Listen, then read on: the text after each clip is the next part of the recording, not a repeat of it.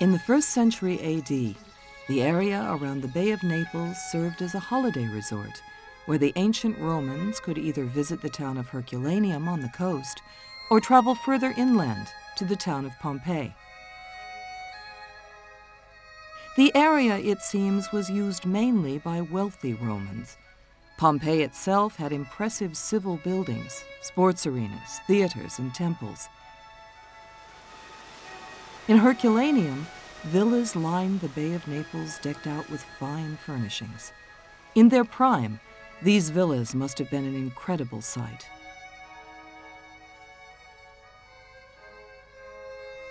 Today, the sad remains of these once thriving towns lie silent and mournful under the Italian sun. Pompeii and Herculaneum were destroyed by a huge natural disaster, a violent volcanic eruption which entombed both towns in ash and rock. But that same disaster has also preserved a unique picture of life in ancient Rome, nearly 2,000 years ago. One of the great things about Pompeii, as well as being a superb archaeological story, it was also almost a terrific detective story as well, because there was so much we did know about Pompeii, but until this century there were also a great deal of unresolved mysteries. Pompeii was founded on the end of a natural outcrop, actually an old lava flow from Vesuvius, which came down very close to the mouth of a river, which formed a natural bay on the Bay of Naples. And it would look as if the first moves to settle Pompeii permanently were taken in the 6th century BC. When a natural catastrophe strikes, it is often unexpected and brings with it terrible consequences. The unexpected eruption of Mount Vesuvius was one of the most violent natural disasters of all time. At noon, on August 24th, AD 79, the peak of Vesuvius suddenly erupted. A horrifying crash shook the earth violently. As the crater split open, a column of ash, rock, and smoke was thrown over 15 miles up into the atmosphere. Daylight turned to darkness as the thick cloud mushroomed, blocking out the sun. At once, the people of Pompeii and Herculaneum were thrown into panic and confusion.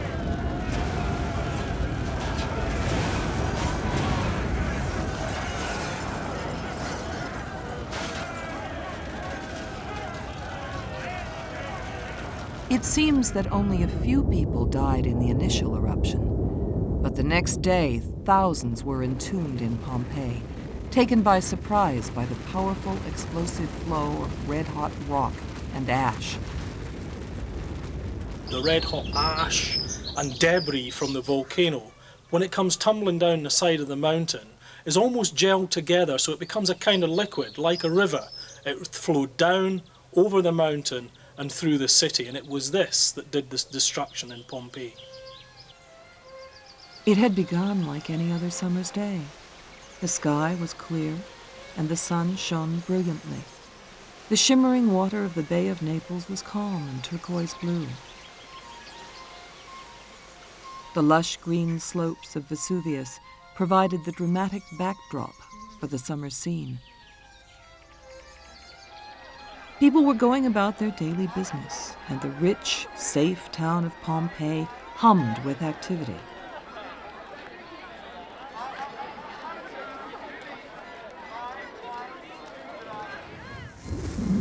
Roman mythology suggested that volcanoes were gateways to the underworld, but the people who lived in the Bay of Naples region thought that Vesuvius was simply a large hill. Vesuvius had been silent for almost 1,000 years. How could the population possibly know that a savage disaster was about to consume this thriving, prosperous, and apparently secure Roman town? Therefore, no one knew or recognized the significance of the warning signs. Over the previous few days, there had been some minor earth tremors. All local sources of water had dried up. As morning broke on August 24th, AD 79, the weather was excellent. People moved on with the business of their daily lives. The market stalls were open. Tradesmen had removed the shutters from their shop fronts and were busy selling their merchandise. The bars served snacks and wine, and the bakers offered freshly baked bread. The doors of the public baths were open for business. Women filled jars with water from the public fountains. As the morning passed without event, families and friends gathered to eat lunch together. Then Vesuvius erupted.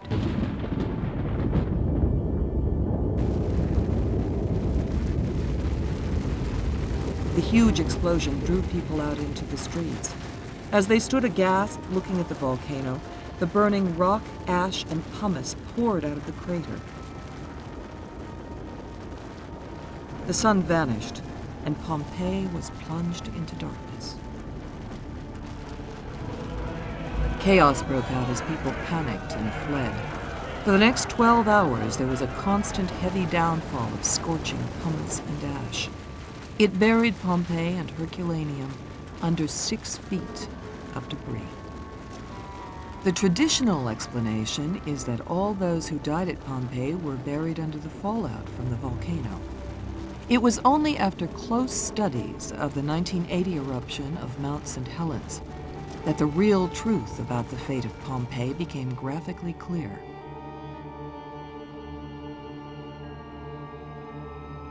We owe our knowledge of the events that terrible day to 2 letters, which have survived for nearly 2,000 years. They were written to the historian Tacitus in AD 104 by Pliny the Younger. He was the nephew of Pliny the Elder, admiral of the Roman Mediterranean fleet, which was based at Misenum, to the north of Naples. Pliny's letters vividly describe the eruption and tell us how his uncle died on the beach at Stabiae. Pliny the Elder was a keen scientist and wished to see the results of the eruption at close hand. So he ordered a ship to be rowed across the bay, hoping to save as many people as possible. He left his nephew behind at Misenum.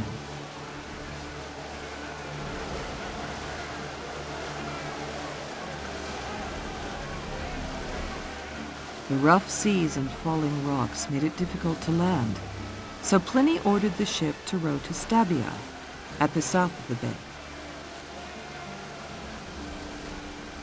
While trying to reach the shore, Pliny the Elder was overcome by poisonous fumes and died. At the time of the explosion, Pliny the Younger left us a very detailed record of the events. First of all, he describes the initial explosion, which we now know was probably the result of the pressure underneath the volcano. And what's very interesting is that he subsequently describes the collapse of the cloud of ash and smoke and how it sweeps over the landscape. Young Pliny tells us after several violent tremors, he feared that his house would collapse. He persuaded his mother that they should leave as the tremors continued. Next, he witnessed what would become known to science as a pyroclastic flow, in which he described an ominous thick smoke spreading over the earth like a flood, which followed behind us. Pliny and his mother escaped into the fields, but were surrounded by darkness. All they could hear were the screams and wails of the men, women, and children. When the daylight returned 2 days later, it revealed a chilling scene. Almost all the southern end of the bay had been buried. The whole center of Mount Vesuvius was blown out by the eruption, and where the sides had collapsed, a vast new crater had been created. The enormous cone of Vesuvius was now just a stump. The slopes of the volcano, where lush woods, vineyards, olive groves, and villas once stood, was now a wasteland. Earthquakes and tidal waves had destroyed buildings, and all the remains were covered in a thick layer of ash. Pompeii represents the ideal archaeological site. It is actually a complete assemblage of buildings and their contents, and all manner of references to particular individuals within a known context, and that's really the appeal of Pompeii, with the added advantage even that it was actually stopped at a particular moment in time. At Pompeii, the tops of ruined buildings were the only visible reminder that it had ever existed. Soon, even these were taken to be used to build new shelters for the homeless. Mount Vesuvius remained active for another 1,300 years, until around 1400, coating Pompeii with layer after layer of volcanic debris. The puzzle for scientists was always to explain why so many of the citizens died, and why the mangled bodies were found on top of the ash which filled the streets, and not buried beneath. After all, the people could simply have fled indoors to avoid the falling rocks, and most would have survived. Lava from volcanoes flows slowly, and it is fairly easy to avoid, so it could not have been that which killed the inhabitants. Recently, scientists have discovered that what actually killed them was a sudden and violent torrent of burning hot rock and ash, which flowed over Pompeii. That's why we find that a lot of the bodies are actually on top of the preliminary ash and rock from the first eruption, because when that was thrown into the air and rained down on Pompeii, it was fairly easy to avoid that. All they had to do really was to go indoors to avoid the falling ash. But when people on the second day were hit in the streets, that's when the bulk of the people were killed. That's why we find so many bodies that have been dismembered and mangled in such a severe way. About 5,000 people died at Pompeii, 1/4 of its estimated population. The survivors probably fled on the first day of the eruption. Those who remained behind were sealed in with the rest of the town, like a time capsule. Ash and rock surrounded their remains. Soil concealed the site, and plants and shrubs and trees grew among the ash. At the time of the eruption, the citizens of Pompeii enjoyed an era of thriving development and peace. By AD 79, the town had become a prosperous commercial center with an industrious, creative, and growing population. The prosperity of the town is reflected in the splendid public buildings. The Forum was the religious, political, and economic center of the Roman resort. Market stalls stood along covered doorways where customers haggled over goods. At the south end of the Forum were the council offices and the law courts. The north end was dominated by the temples of Jupiter, Laurus, and Vespasian. The wool and cloth markets, the main market, the fuller's building of Eumatia, and the office of weights and measures formed the commercial center of the Forum.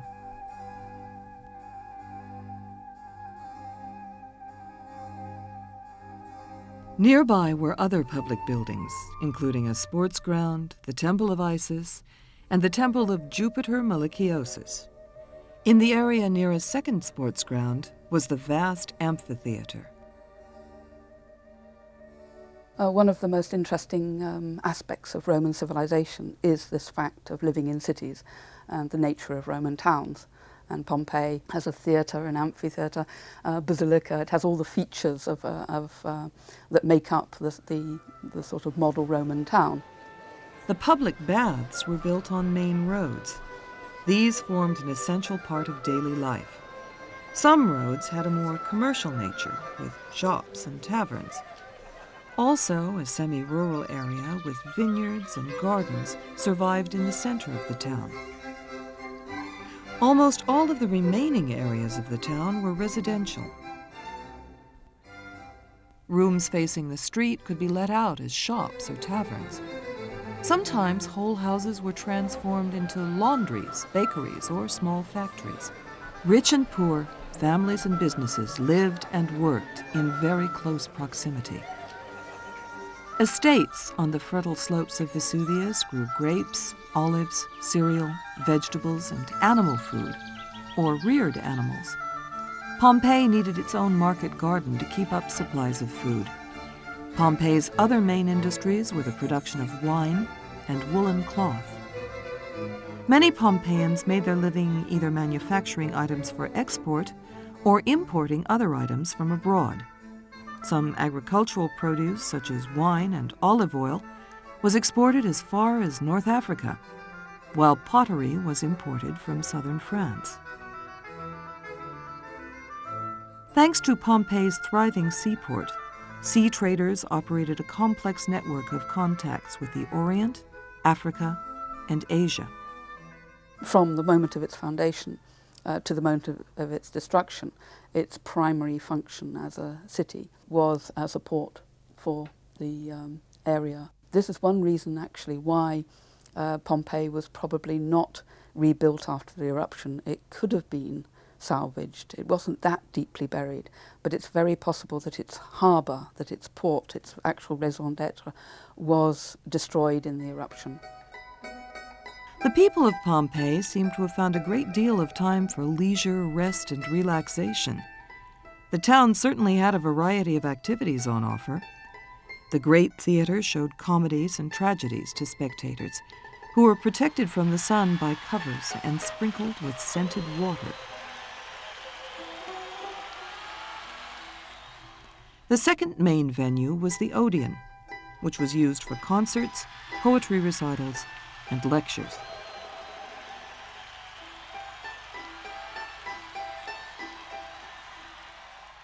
The enormous amphitheater held the games and had a capacity of 20,000 people, who took their places according to a strict social hierarchy. The games included such spectacles as gladiator fights, animal duels, or hunts, and possibly chariot racing. The gladiators were incredibly popular. They lived and trained in the nearby barracks. 63 people died there in the eruption. In their duels, most gladiators were killed on their first appearance. Those who survived won respect, freedom, and wealth.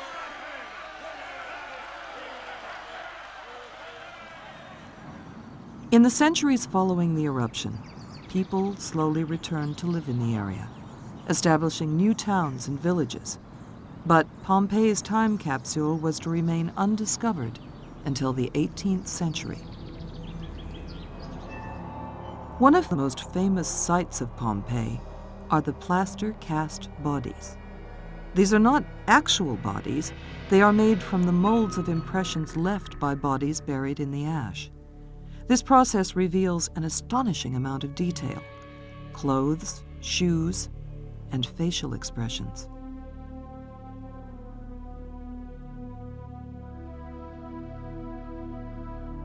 These terrified and tortured faces of those who died in the eruption have been preserved for almost 2,000 years.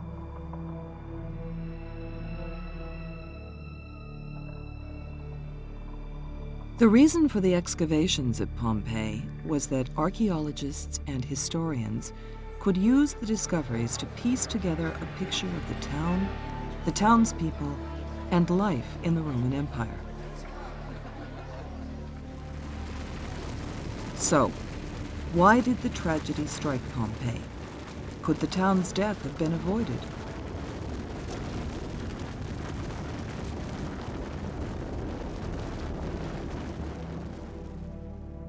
Vesuvius lies on the fault line that also includes the nearby volcanoes Etna and Stromboli.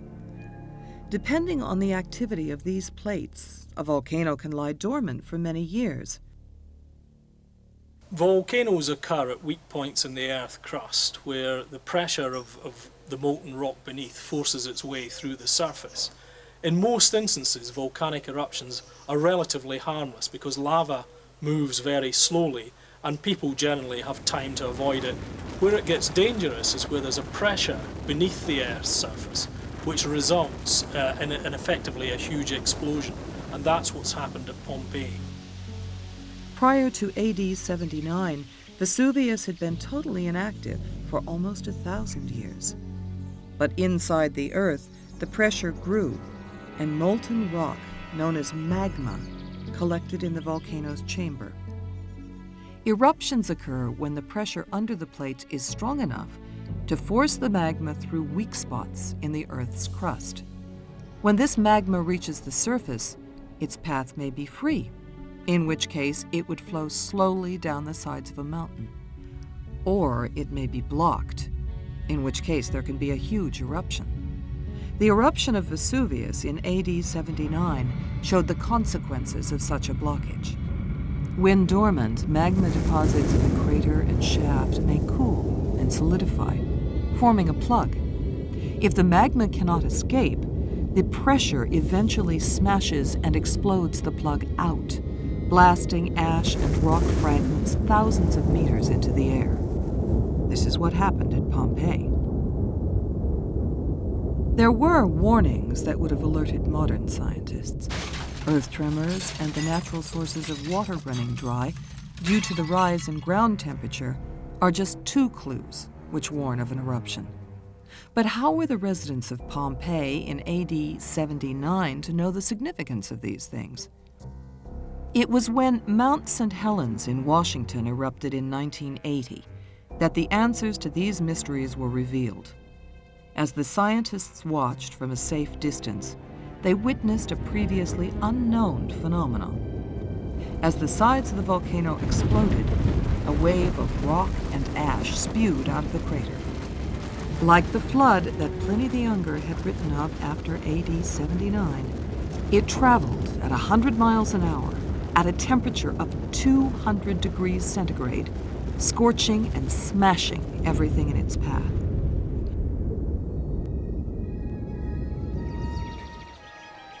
For those that had pondered the fate of Pompeii, all the pieces fell into place. Today at Pompeii, much of the site remains unexcavated. Archaeologists now use modern technology and equipment to sift the remains for the last clues to the past. Preservation and conservation experts work on mosaics and paintings, protecting them from the weather and restoring them to their best condition. Under the ash, Pompeii had been safe, but the wind, rain, eruptions, and earthquakes have continued the destruction of the town. Preserving the uncovered ruins is just as vital as continuing the excavations. Pompeii, unfortunately, is a ruin, and just like any ruin, it's likely to become more ruinous the more time it spends exposed to even quite normal weathering.